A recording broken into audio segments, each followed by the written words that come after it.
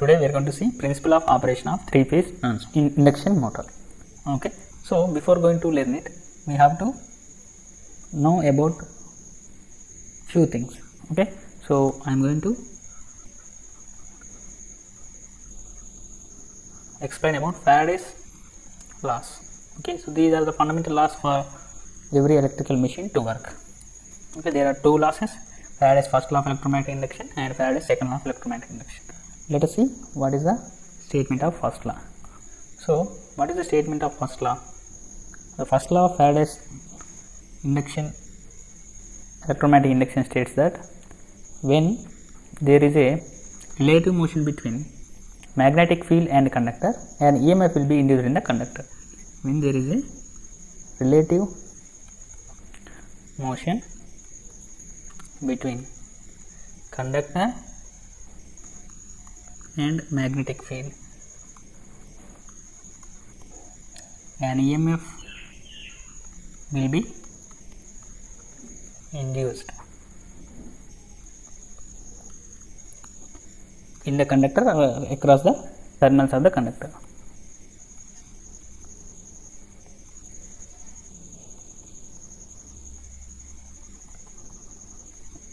So, this is the statement for first law of electromagnetic induction, Faraday's first law of electromagnetic induction. Okay, so the statement is, when there is a relative motion between conductor and magnetic field, an EMF will be induced across the terminals of the conductor. So, EMF is nothing but voltage here, right? So, what is the statement? So, let us try to observe here. So, magnetic field will be created artificially, that means magnetic field will be created. So, how can we create magnetic field? By placing two magnets having opposite poles near to each other. Okay, so this is a magnetic field. From north pole to south pole, externally magnetic field lines flow from north pole to south pole. So, this is a magnetic field. Okay, so these are in our electrical machines, these magnetic poles are created by winding conductors on a iron material or silicon steel material. So, these are nothing but electromagnets, actually electromagnets, artificial magnets. Okay, we are creating magnets by flowing current through the winding which is wound on the silicon steel material. So, this is how we are going to create poles here. So, I hope you know how to create poles. If you take a iron bar here and if you wind some copper or aluminum wire around it like this, okay. So, initially it is a iron material, so there will be no iron, no magnetic property to this iron material. So, when I pass some current, okay, it can be AC or DC, very small amount of current. So, this iron will now behave like a magnet. This is nothing but electromagnet. So, magnet is being created artificially by passing some current in a wire which is wound on the iron material. Okay. Now, this iron material will attract iron pieces or small magnetic components nearby this rod here. Okay. That means this iron is now acting as a magnet. So, this is how we are going to create the poles here. So, here this side will act as north pole, this side will act as south pole. So, based on the current direction, north pole and south pole will be created. So, now if I enter current through the winding like this upward, this pole will be north pole. If I enter the current downward direction into this winding, this pole will be south pole. Okay, so this is how we are going to create poles, and in between poles, north pole and south pole, a magnetic field has been induced. Okay, now what we are going to do, let us come back to our first law. When there is a relative motion between conductor and magnetic field, so let us take one conductor here. Okay, so I am going to take one conductor. So, this is a conductor here. Okay, conductor can be a aluminum or a copper material. Okay, now I am going to create relative motion. This is very important term. Relative motion means, I hope you know the Doppler effect, right? So, from source to listener, relative motion, okay, in your PUC, I hope you know. So, relative motion is nothing but we are taking the reference, we will be having two components here, and one should revolve with respect to another. Okay, if one is taken as reference, two should move. If two is taken as reference, one should move. So this is nothing but relative motion. Motion with respect to other object. Okay, that means if I keep magnetic field constant magnetic field, the conductor should rotate. Okay, so if I somehow manage to rotate this conductor and I have kept the constant magnetic field, the conductor is now moving in the constant magnetic field. That means relative motion has been obtained. So what is the first law states? When there is a relative motion between conductor and magnetic field. Now we have relative motion between conductor and magnetic field. An EMF, that is voltage, will be induced across the terminals of the conductor. That means this conductor will be induced with some voltage. That means EMF, voltage is being generated here. Voltage is generated. So this is the principle which is used to generate the electricity. Okay, so we are going to rotate the rotor. Okay, so this relative motion can be achieved two ways. So this is one way of achieving relative motion, and the second way is we can keep the conductor constant. Okay, and we can rotate the magnetic field. Okay, so we can somehow rotate the magnetic field. So that is possible when we place the magnetic field, that means poles in the rotor. Okay, so if I try to rotate this magnetic field and I am going to keep the conductor constant, this is also a relative motion. So EMF will be induced across the conductor. Actually, this is the principle used to generate electricity in huge generators. Okay, principle of operation of a generator. Okay, we are going to achieve relative motion between conductor and magnetic field by rotating this magnetic field and keeping the conductors stationary. So the conductors will be induced with EMF. That EMF will be transferred to the loads using transformers and transmission lines. Okay, and now let us try to understand the second law of Faraday's second law. So I hope you got basic idea about first law of Faraday's electromagnetic induction. So first law is stating that an EMF will be induced across a conductor when it is placed in a rotating magnetic field, right? And when there is a relative motion between conductor and magnetic field, and EMF will be induced across the terminals of the conductor. Okay, so we have seen the generated EMF. EMF has been generated across the conductor. Now let us see the second law. What is the second law states? The generated EMF in the first law. Okay, so the second law statement, I am discussing second law statement here. So Faraday's second law states that the induced EMF in the conductor is proportional to rate of change of flux linkage.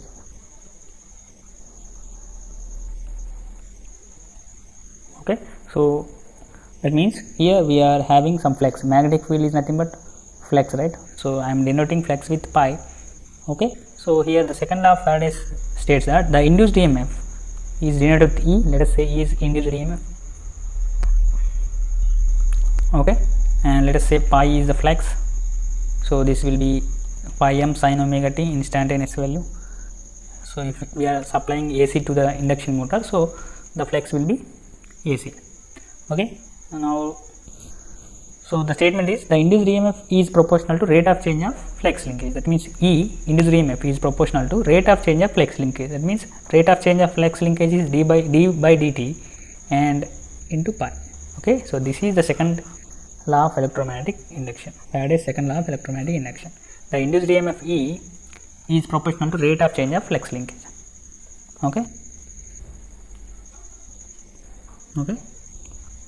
So that is E equal to E proportional to d by dt. Okay, where pi is flux, d by dt is rate of change. Okay. So to remove the proportionality, I am going to put some constant, that is n into d pi by dt. So this n is similar to the number of turns in a transformer. Okay, where n is number of turns. So one turn will contain two conductors. Okay.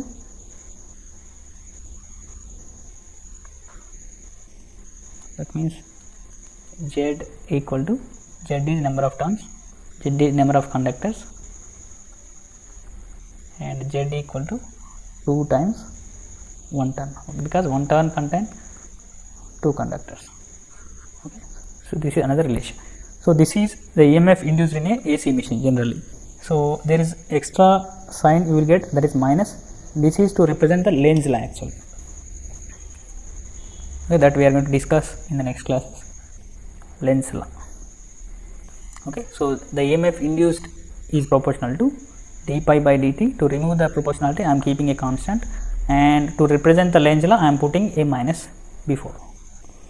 So this is EMF induced in the machine in volts.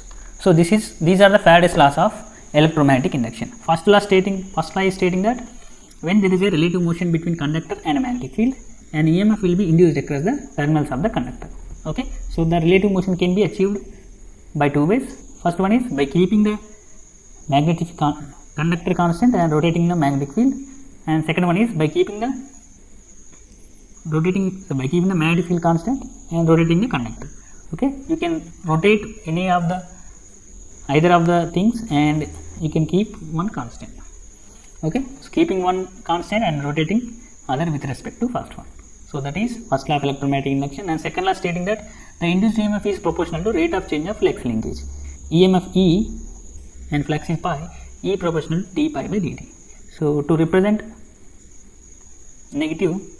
Lenz law, we are putting some negative sign before that, so that will be E equal to minus n into d pi by dt is the actual EMF equation. Okay, so you can further expand this. So let me expand this so that will be useful. So let us substitute pi equal to pi m sin omega t in above expression. So E will be equal to minus n into d by dt of, so I am substituting pi here, that is pi m sin omega t. Okay, so that will be minus n into, I am taking pi common, so d by dt of sin omega t. So d by dt of sin omega t will be cos omega t minus cos omega t pi into omega, right? So this will be, sorry, d by dt of sin theta is cos theta, right? So that will be plus. So here you will get minus n into d pi omega into cos omega t. So this is also an sinusoidal waveform, right? Cos or sin, both are sinusoidal waveforms. Now what is the maximum value here? The maximum value, so let us consider E max. Maximum value is here, this term is maximum value, that is n pi by omega, n pi omega. So how can you get the RMS value? RMS value is nothing but E max by root 2, right? Maximum value by root 2. So E max is n pi omega by root 2 will give us maximum value, right? So that is nothing but omega is nothing but 2 pi f, n pi into 2 pi f by root 2. So the RMS value of induced EMF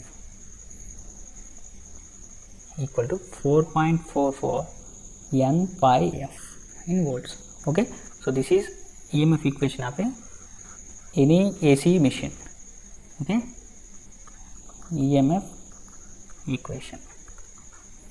Okay, this is valid for any AC machine. It can also be valid for transformer, generator or induction generator. Okay, now let us proceed. Now let us try to understand operation of our three-phase induction motor. Okay, so motor operation will be different. So I am explaining the motor operation here. So this is nothing but, so motor operation is nothing but, it is just similar to our generator operation, but there is slight difference. So for motor, what is the motor? What is a motor? Motor takes input. What is the input to the motor? That is electrical energy, right? What is the output of motor? That is mechanical energy. So that means we are going to give electrical supply to the motor first. So let us assume that we have given the supply to the motor. Okay, that is current has been given to the motor. So let us take these are straight lines, parallel lines. These should be parallel.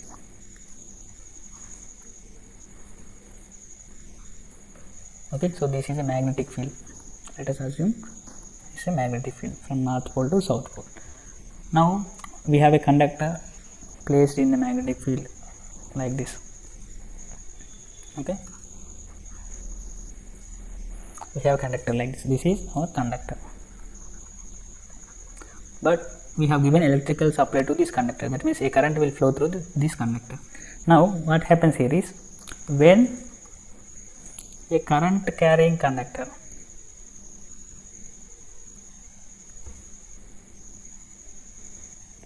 placed in a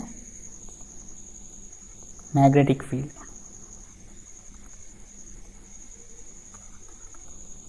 okay, when a current carrying conductor placed in a magnetic field, a force will be exerted on the conductor. So this force is nothing but rotating force. Okay, so this force will allow the conductor to rotate. Okay, so this is nothing but Lorentz principle actually. Okay, so this is Lorentz principle. Lorentz principle or Lorentz law. Okay, so which is mathematically given as F equal to Q into E bar plus V into B. So that is nothing but relation between magnetic field and electric field. Okay, so that means whenever a current carrying conductor placed in a magnetic field, a force will be exerted on the conductor. That means that will allow the conductor to rotate. Okay, so now let us try to understand the operation of our 3-phase induction motor. So let us consider 3-phase induction motor here. So we are trying to understanding the operation of 3-phase induction motor. Okay, we know 3-phase supply is given to the induction motor, 3-phase AC supply. Okay, we know the phasor diagrams for 3-phase AC supply. Okay, so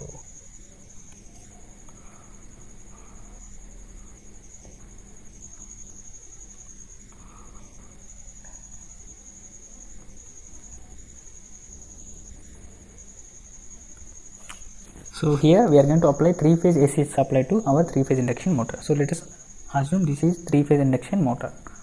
Okay, 3-phase induction motor. So here this is stator, red color one stator, and the black color one is rotor, and in between there is some portion which is left over. This is called air gap actually. So this portion is called air gap. Okay, so this part of the machine is generally called as air gap. Okay, gap between stator and rotor, it will be very less, very minimum actually. Now we are going to apply 3-phase supply. So 3 phases will be having red, yellow, blue phases, which are time displaced by 120 degrees. So this is very important concept here. We have 2 types of displacement. First one is time displacement in the supply, and second one is space displacement, which is mechanical displacement at the machine. Okay, so we know that winding will be placed in the stator as well as rotor. So we have stator winding and rotor winding. Because it is 3-phase, we will be having 3 windings. Okay, so let us take this is R winding placed on the rotor stator of the induction motor, and Y phase winding will be placed 120 degrees away from this R phase winding. So that means here. Okay, so if this is R phase, after 120 degrees physical displacement, Y phase will be placed. After 120 degrees from Y phase, we will be having B phase. Okay, so the mechanical or physical or space angle between each and every phase winding will be 120 degrees in a 3-phase machine. Okay, so this is Y phase now. So after 120 degrees, we are keeping Y phase winding. Okay, winding will be having 3 phases, R phase, Y phase, and we are having 3rd phase, that is B phase, which is 120 degree away from Y phase as well as R phase. So this is our B phase winding. Okay, we have placed the winding in the stator such a way that there is a space angle between 3 windings, which is equal to 120 degrees. Okay, this is stator winding placement. Okay, we will be having winding on the stator. If it is a slip ring induction motor, we will be having 3-phase winding. If it is a squirrel cage induction motor, we will be having rotor bars. Instead of winding, we will be having rotor bars. Okay, so now let us try to understand how the motor is working now. So we are going to supply the motor with 3-phase supply. So the terminal box placed on the motor will be having 6 terminals, as I told you. Okay, but for simplicity I am only indicating the supply terminals, 3-phase supply. So you will be having R phase, Y phase, B phase. This R phase will be connected to this R phase winding here, and Y phase is connected to Y phase winding, and B phase is connected to B phase winding. Okay, we are having 3 windings displaced by 120 degrees, and we have connected R by B supply to the respective windings, and we know that R by B waveforms or phasors are rotating at the same speed but having a time displacement of 120 degrees. Okay, so the windings are having space displacement of 120 degrees and the supply is having time displacement of 120 degrees. This is very important. Okay, supply is having 120 degrees time displacement. That means each phasor is having 120 phase displacement from other phasor out of 3 phasors. Okay, now we have supplied 3 phase to the induction motor's stator winding. So this stator winding is supplied 3 phase AC. So this 3 phase AC will be inducing a magnetic field here. This is very important. Okay, the 3 phase supply given to stator winding of induction motor will induce a magnetic field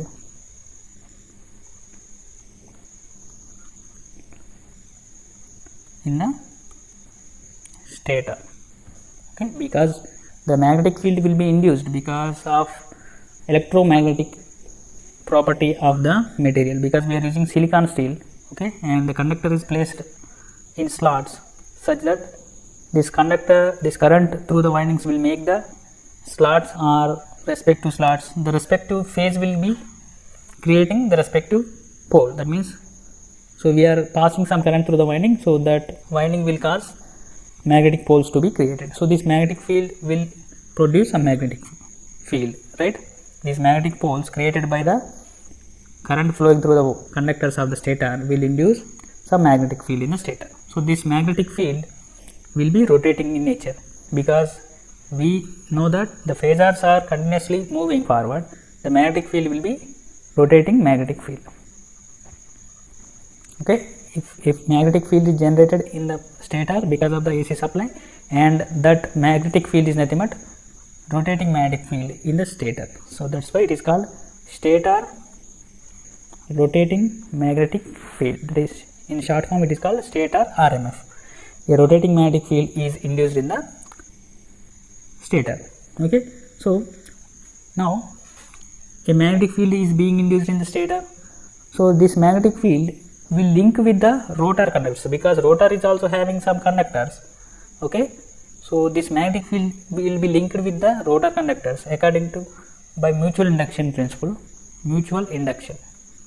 Okay, so the flux in the stator winding will be linked with the rotor winding, and an EMF will also be induced in the rotor winding. Now the stator flux links with the rotor winding. This results an EMF production in the rotor. Okay, rotor will also be having some EMF. So because of this EMF, if rotor circuit is closed one, if rotor is a closed circuit, okay, a current will flow in the rotor also. Okay,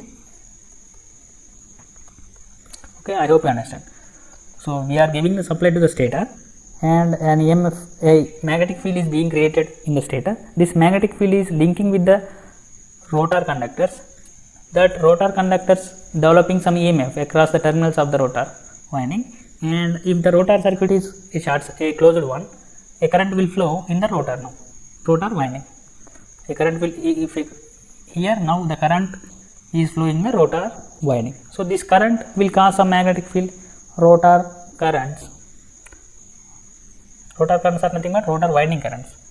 Rotor winding currents will cause magnetic field. Okay, magnetic field will be produced when there is a current flow. Okay, so whenever there is a conductor, if I pass some current, a magnetic field will be induced around this conductor. Okay, so this is a magnetic field. The direction of magnetic field can also be found by applying right hand thumb rule. Right hand thumb rule. That means if you place your thumb finger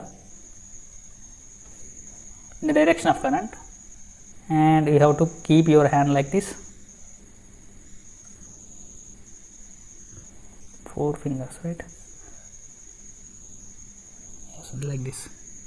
Okay, so if you place your thumb finger, if this is your thumb finger, if you place the thumb finger in the direction of current, these curly fingers will show the direction of magnetic flux. So if in this conductor I kept my thumb finger in the direction of this current, the curly fingers of my hand will show the direction of flux. Okay, so this is how.